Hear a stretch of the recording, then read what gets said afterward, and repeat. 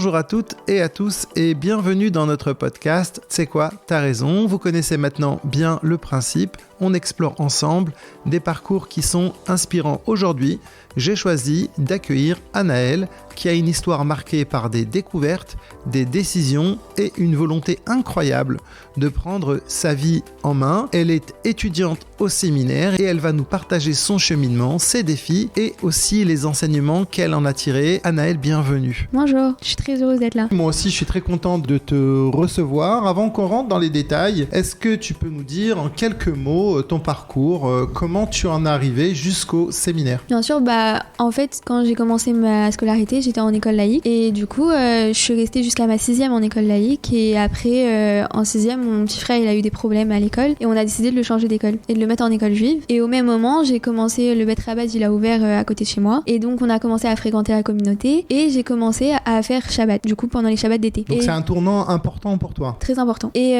quand on a changé mon frère d'école, on m'a demandé aussi si je voulais changer d'école et j'ai accepté et donc en 5e, j'ai intégré l'école Ozar Torah à Créteil et c'est là-bas que j'ai vraiment fait beaucoup de découvertes et j'ai vraiment commencé à apprendre beaucoup de choses concernant le judaïsme que j'avais jamais su finalement et jusqu'à mon lycée, j'ai fait tout mon collège et mon lycée là-bas et arrivé à la terminale, il fallait choisir qu'est-ce que j'allais faire l'année prochaine et du coup j'ai choisi sur un coup de tête finalement comme d'habitude de faire un séminaire. Quand tu dis comme d'habitude, ça veut dire que tu as l'habitude de réagir de manière spontanée? Voilà, c'est ça. J'ai commencé à faire Shabbat, le rabbin de ma ville, il m'avait invité chez lui pour un Shabbat après-midi et j'avais tellement aimé l'ambiance que j'avais dit moi aussi je veux faire Shabbat, je veux retrouver cette ambiance chez moi. D'accord, donc en fait tu viens d'un milieu on va dire traditionnaliste à la base? Voilà, c'est ça. On fait à la maison, on faisait le kidouche le vendredi soir, mais bon il y avait la télé quoi et après chacun vaquait à ses occupations et voilà et on faisait dans les fêtes, on faisait Rosh Hashanah, on faisait Kippour et on faisait Pessah. D'accord. Et ça s'arrêtait là. Et donc quand tu dis que tu as fait ce choix, t'avais quel âge?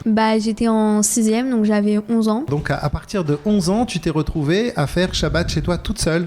Voilà, c'est ça. Pendant un an, un peu plus d'un an, j'ai fait toute seule. Et après, j'ai beaucoup demandé à mon frère de faire avec moi, avec mon petit frère. Et au bout d'un an, il a fait avec moi. Est-ce que tu peux nous décrire pour une petite fille de 11 ans ce qu'est de passer un Shabbat, de respecter le Shabbat toute seule à la maison? En fait, c'était... je touchais plus l'électricité, mon téléphone, je l'éteignais, etc. Et j'essayais de faire le Shabbat le mieux que je pouvais. Mais bon, je voulais pas non plus m'isoler chez moi. Je voulais vraiment cette ambiance familiale. Donc même si ma famille a regardé la télé, ils étaient sur leur téléphone, etc. Je restais quand même à côté d'eux et au début je regardais un peu la télé et après au fur et à mesure du temps quand j'ai commencé à prendre l'habitude, j'essayais de moins regarder, de le faire le plus possible. Et en tout cas c'est une grande force de caractère de se dire qu'à 11 ans on va prendre une décision aussi importante. Est-ce que c'était pas dur pour toi? Si, au début c'était très dur parce que il y avait les attentes que j'avais, elles se sont un peu écroulées avec la réalité finalement. Parce que j'ai pas retrouvé directement cette ambiance chaleureuse que j'avais eue chez les shluchim et du coup c'était très compliqué au début surtout que j'ai commencé en été pendant les Shabbats les plus longs donc jusqu'à 22h ou 23h le soir. Effectivement, comme tu le dis, les Shabbatot d'été sont très longs. Alors qu'est-ce qui fait qu'à l'époque, à l'âge que tu as, tu tiens bon et tu continues à faire ton Shabbat? Parce qu'on avait quand même, ma mère elle nous a toujours inculqué se émettre en fait cette authenticité avec Dieu, comme quoi il y a un Dieu et il faut être authentique avec lui et faire des choses qui sont vraies. Et donc même si c'était dur, je me disais que je peux pas être pas authentique avec lui, je peux pas m'arrêter d'un coup et dire juste parce que je veux de l'ambiance je vais m'arrêter. Donc c'est ça en fait qui m'a fait tenir, que je me dis qu'il y a Dieu et je vais pas faire un peu du mytho devant lui quoi. Donc voilà, donc toi t'as commencé à faire Shabbat à 11 ans, ton frère t'a suivi et après?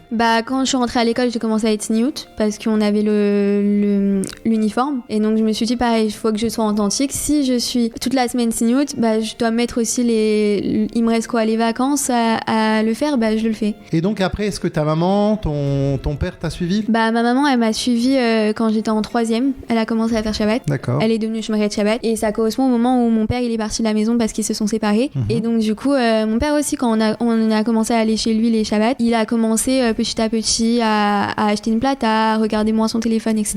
Il n'est pas encore Shomer Shabbat, mais si Dieu veut, très bientôt il le saura. C'est-à-dire donc en fait, quand tu as commencé à faire Shabbat, je ne sais pas si tu arrivais à te rendre compte à cet âge-là de l'ampleur de ce que tu faisais. Finalement, tu as été le moteur de ce changement dans ta maison. Ouais, c'est ça. Est-ce que cette force de caractère, cette détermination à maintenir la Torah chez toi, t'a aidé à traverser la séparation de tes parents? Oui, en fait, ça a été vraiment un refuge, finalement, la Torah, parce que le fait que mes parents ils se séparaient, j'avais quelque chose à quoi m'accrocher, parce que tout s'écroulait, et finalement, j'avais quelque chose qui était vrai et qui continuait et à laquelle je pouvais m'accrocher, finalement. Et donc, ça a été ça qui m'a fait évoluer vraiment beaucoup pendant ces années-là où il y avait la séparation, et c'est ça qui m'a permis de maintenir le cap. Donc, ce choix t'a offert le cadre dont tu avais besoin à ce moment-là. Voilà, c'est ça.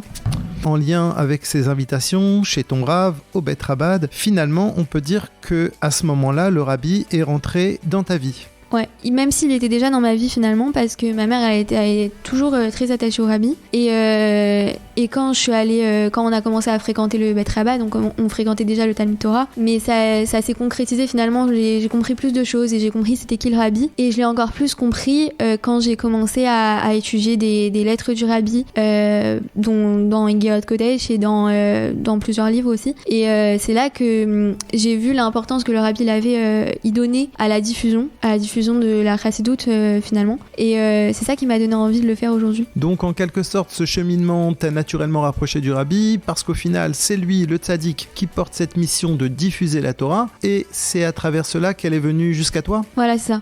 C'est vraiment la Torah qui est accessible. Il nous la donne dans les mains.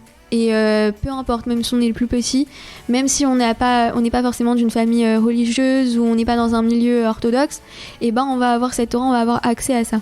Et justement, ce parcours de vie, tout ce cheminement, le fait de venir d'un certain contexte et d'avoir évolué ainsi, est-ce que c'est cela qui t'a inspiré toi aussi à emprunter cette voie et à suivre cette direction ? C'est ça. C'est-à-dire ?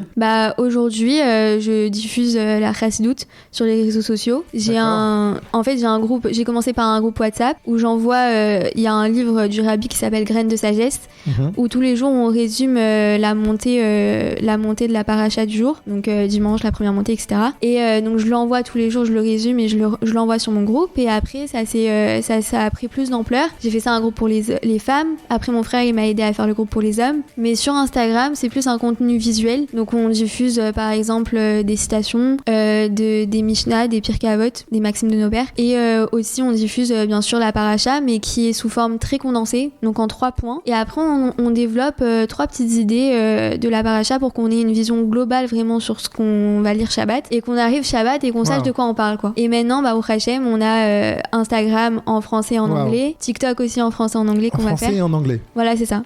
C'est assez exceptionnel. Finalement, après avoir reçu, tu es maintenant passé de l'autre côté, tu transmets, tu partages à ton tour. C'est ça.